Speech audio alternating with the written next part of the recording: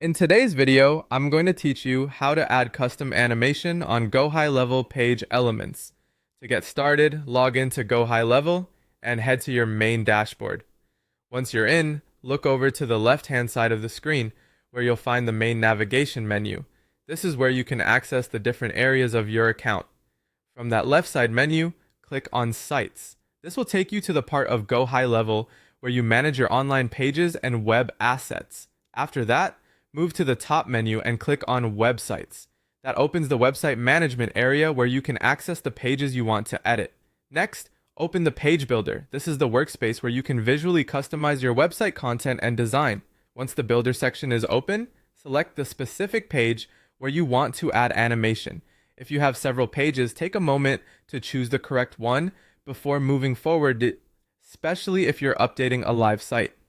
After you're inside the page editor, locate the exact section, column, or individual element that you want to animate.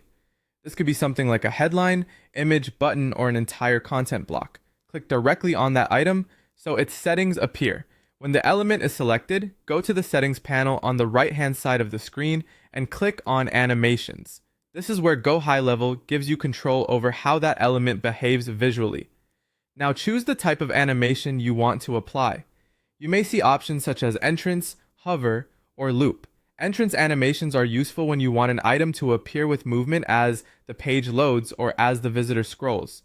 Hover animations are great for interactive elements like buttons or images because they respond when someone moves their mouse over them. Loop animations continuously repeat so they can help draw attention, but it's usually best to use them sparingly so the page doesn't feel too busy. Once you've chosen the animation type, select the effect you want. Common options include fade, slide, bounce, rotate, or zoom. A fade can feel clean and subtle, while bounce or rotate creates a more attention-grabbing effect.